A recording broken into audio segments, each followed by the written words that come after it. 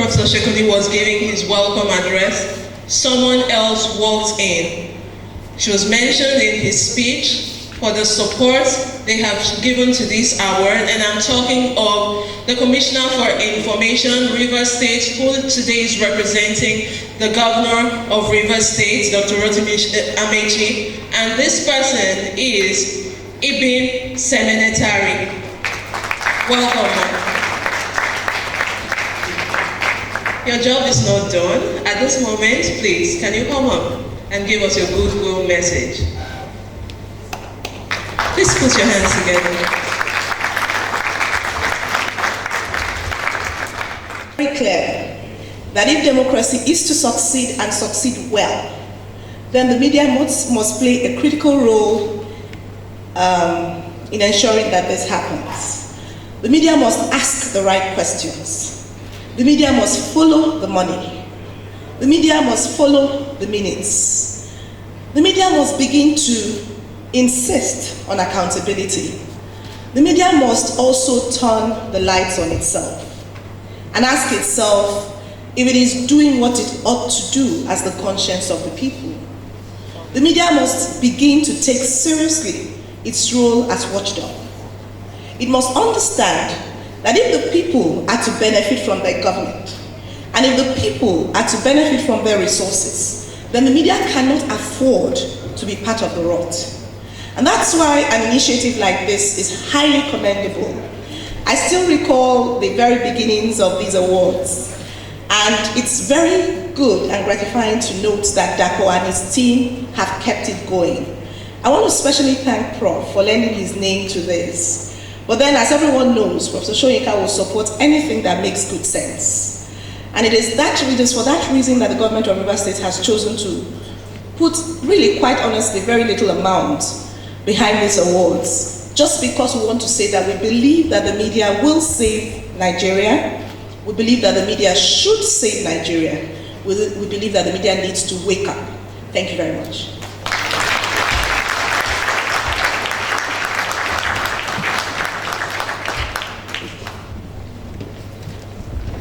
Media are very important in a budding democracy, but sometimes journalists get to ask themselves, to what good, to what end? And sometimes with initiatives like this, it's important to pause and ask ourselves, what impact have we made?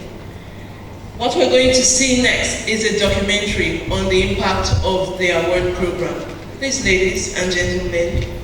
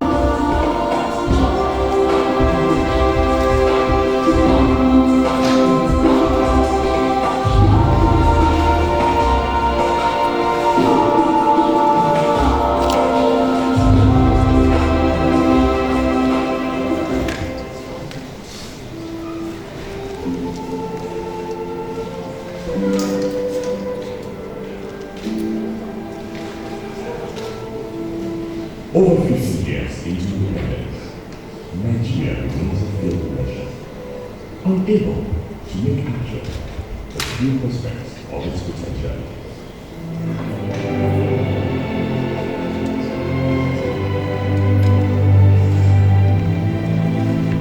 And frustration. Many Nigerians believe that corruption is largely responsible for the state of Africa. The media can play a vital role in building a new consensus against corruption and for national development. it can be deployed through the mechanism of investigative reporting.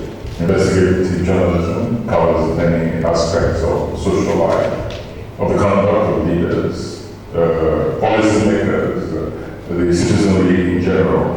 But personally, to me, it is that aspect of the attention being paid to human rights that constitutes the most noble part of the journalist's function. Promotion of investigative journalism.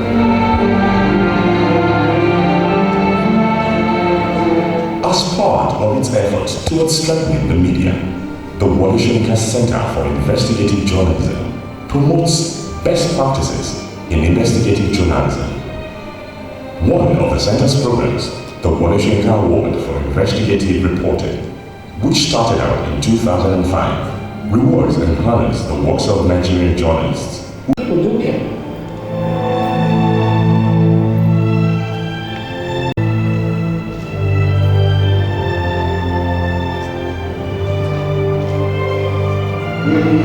After effect and the recognitions, and then to me, ordinary people, is for you to test your work on a professional scale and say, put it on the scale. Beating people with their bells off in the hospital.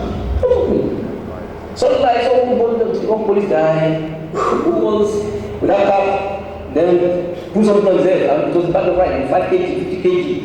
I was taking down on the pushing there, so I suppose I will be caught for the migraine. I mean, so angry with me. So I think that eventually people died. She died, yes. She's not succeeding in getting that out of rice.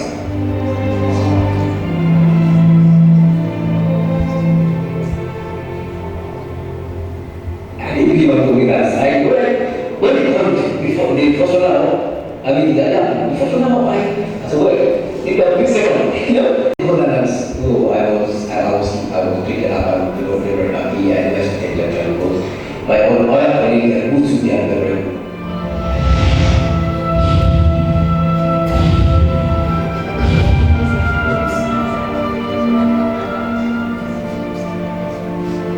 If you are handling the business as huge as an insurance, it must go.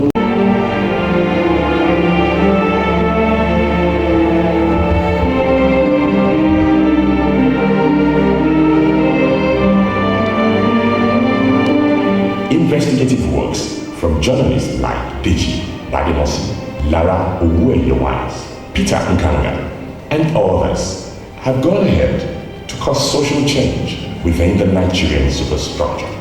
I mean, we all know how badly funded our police is, and so some top people in society just got together and said they were setting up a fund, to raise money from the public to finance the police and provide equipment, and all of that.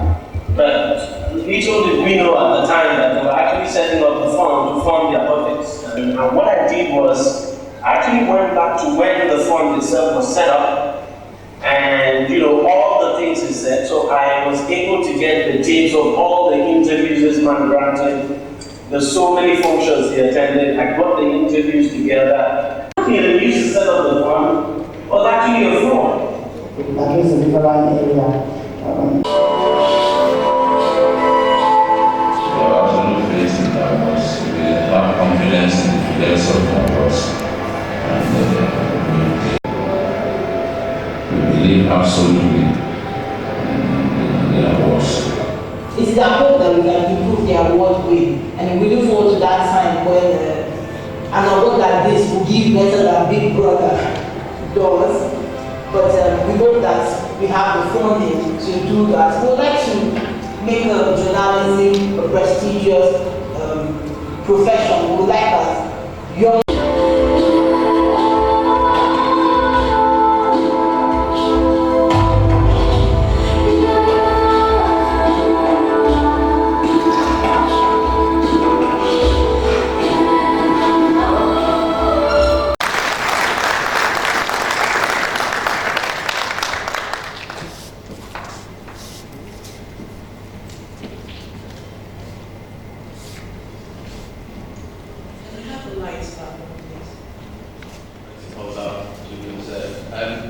I'm honoured to be here today to represent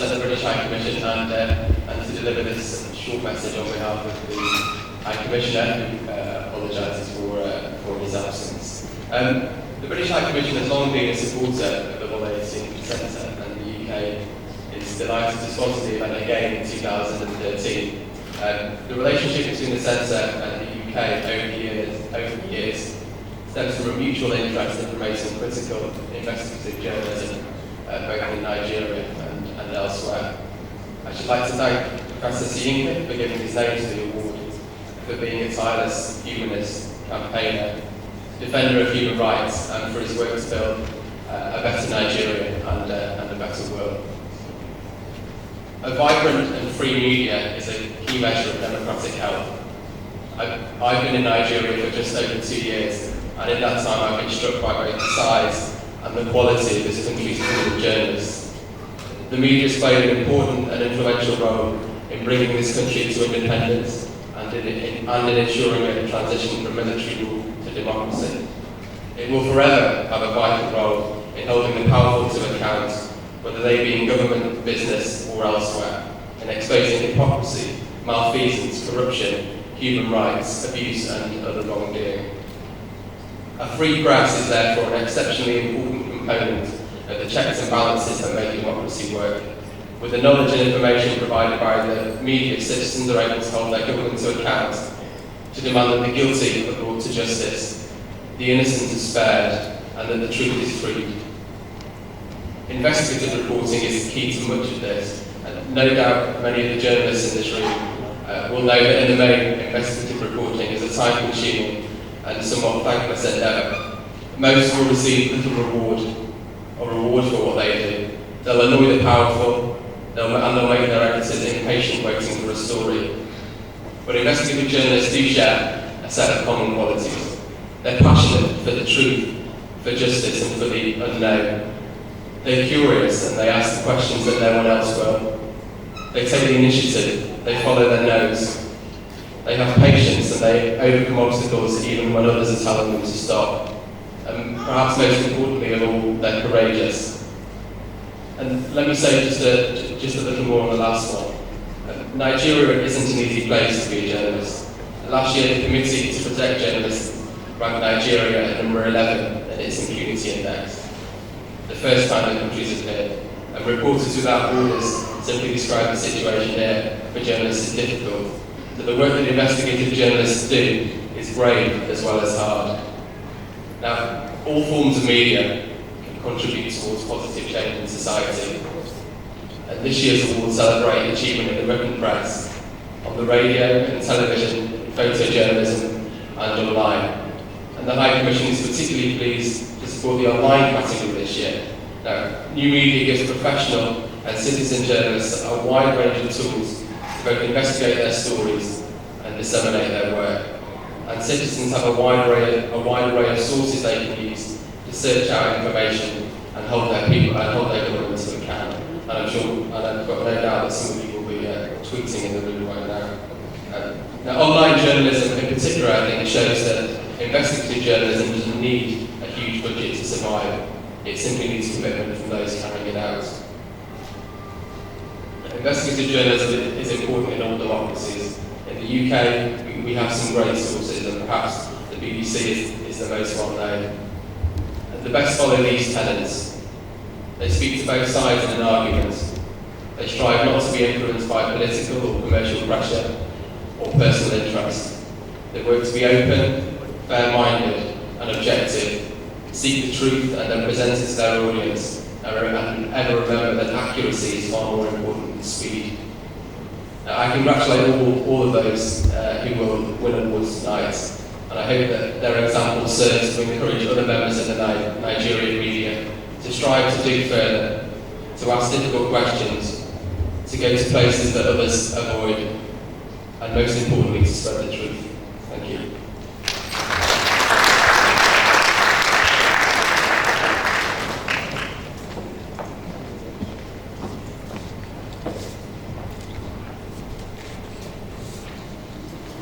Thank you for that message, Mr. Fitzpatrick. Coming up next, we have Center for Investigative Journalism Judges Board. I'm talking about Professor Lai Osho. Your hands, please.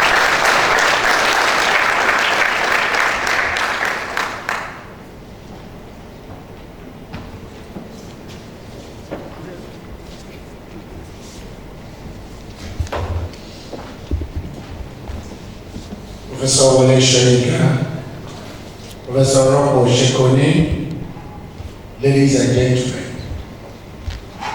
It is another season in the year when investigative journalism takes center stage in Nigeria, courtesy of the Wole Soyinka Center for Investigative Journalism. We are all seeing through their selected stories how they dare to be different in a profession where everybody is singing the same song. As in the past editions of the Wole Soyinka Awards for Investigative Journalism, this year's entries remain a narrative on corruption and abuse of human rights and the blatant disregard for good governance and the rule of law. Selecting winners from the entries was no mean task, as journalists presented to Nigerians a number of stories that will shock and amaze any reasonable person. From budgetary allocations to Nigerian embassies in the United States and other Western countries for the purchase of generators, oil subsidy scams in the power sector, road construction, malaria control programs. One recurrent decimal over the years from the submitted entries is the failure of our reporters to distinguish between ordinary feature stories and investigative stories. The situation became worrisome this year with the submission of commentaries and opinions as investigative pieces. Much as we are quick to point out this anomaly, it is not only a big challenge to us as a jury, but also essentially to the profession. Most of the stories were told in very lazy and carefree manners, while others went only as far as the information given by their sources. Reporters did not bother to get beyond what government officials gave as information. The duty of the investigative journalist is to reveal whatever government officials and people in power are trying to conceal. There are no multiplicity of sources, and this clearly shows that the reporters have yet to imbibe the enterprising spirit. They are limited in their contacts and shallow in the depth of their research. An investigation clearly goes beyond news on only what one is told. Information given on most stories can and should be contested. Given the fact that most stories are topical, thus they should not stop short of serious investigation. Investigative journalism goes beyond simply hearing from the other side. A source of great concern is the excuse provided in the stories to explain gaps in the investigation. A most irritating one is the minister did not pick his phone, while another is the official didn't respond to our calls and emails. Are government officials living in the moon? Have reporters become slaves to technologies? What has happened to the legwork in journalism? The reporters did not follow the trail of money. If you follow where money went, you will unearth who did what hanky-panky with our resources. Unlike in the 80s and 90s, when it was much difficult to do investigative stories, in today's Nigeria, it is quite easy to identify corrupt tendencies and to follow the trail of money. It appears all the struggle for Freedom of Information Act has come to naught. News organizations are not using this potent instrument to investigate any story. In visual terms, the quality of the investigation is low, while there's an over-dependence on handout news images or organized events at the expense of self-generated stories. Police corruption and human rights abuses, which in themselves should invoke emotions in us, have become everyday fare and the sad commentary of the nation. Cartooning is all about wit and humor between features and investigative journalism. We do acknowledge that it is difficult to make people laugh in today's Nigeria, and we are either talented or we are not. When cartoons don't make you laugh, when there's no wit and humor, then it is not original and ethnically not funny. Some of the cartoons are distasteful, while most messages are not suitable or generally pedestrian. If you are going to do parodies, we certainly need to get them right. One is bound to ask, where are the satirists? Our suggestion for the Soyinka Center for Investigative Journalism is to embark on a sustained training for the journalists on what the human rights issues are and what investigative journalism is all about. Perhaps the media outfit will see it as a matter of urgency to collaborate with the center in organizing training programs for their staff on these issues. Our appeal is for funders and prospective funders to seriously look into this aspect and to provide financial support. Our training institutions must also pay more attention and devote more resources to investigative journalism. In closing, here are a few guidelines which are taken from the Conrad Adnor Stanford Investigative Journalism Workshop. Though this is not definitive, it offers a peep into the field of possibilities in investigative journalism. Investigative journalism is about digging deep into an issue or topic. It has to be about public interest. It is a process, not an event. It is original. Although it can start with a tip, but simply reporting it is not investigative journalism. This could lead to problems such as defamation or printing of lies. If you don't do additional research, ask relevant questions, see evidence, analyze answers, and go beyond verifying tips. Investigative journalism must produce new journalism and must be multi-sourced. A single source, however interesting, must be cross-checked against other sources. This also calls for greater resources and funding. Investigative journalists observe, report, research, and so on, while their investigations must go beyond the criminals to the faulty system that allows them to get away with it. It must allow those in authority to close the loopholes, and if they don't, further investigation must be done to know why. Quite often, it must provoke outrage among the public. In conclusion, investigative journalism employs the toolkit of any good reporter, but utilizes a very high level of skills. It uncovers those facts formerly defined as secret and issues nobody wants to talk about, and looks beyond individuals to faulty systems and processes. On behalf of my colleagues on the panel of judges, I want to thank the Center for this opportunity. Thank you very much. Professor Osho, I'd like to thank you for that wake-up call to journalists and other stakeholders. In my generation, we'll say, boys are not smiling. Thank you very much. And we'll go to the next part of this ceremony, which basically the center is giving two categories of awards, the Merit Award and the Honorary Award. The Honorary Award, the Lifetime Award for Journalism Anti-Corruption. For the awards, the stories and works that receive commendation will be given the hard drive and 50,000 naira. The winner of the categories, in each category, will receive a certificate, an award plaque, backup hard drive, and 100,000 naira. While the journalist of the year, excellence, and then afterwards we'll move to the anti-corruption dependent award. Afterwards, we'll go to the merit awards. I hand over to the winner.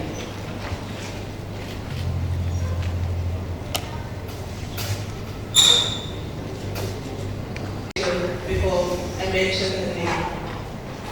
Writing about what he called the boldest and most ambitious experiment in Nigerian journalism since the founding of The Guardian in 1983, Olatunji Dare, one of Nigeria's most influential and certainly most cerebral columnists, paid homage to the now rested Next newspaper, which after about 3 years on the stands, folded up in June 2012. Few people truly understood the quiet architecture that brought next into public view and helped etch it into popular imagination. We are honored and privileged today to welcome and have in our midst the veteran Ama Ogan, alias Correct Yellow. Ms. Ama Ogan, to the stage.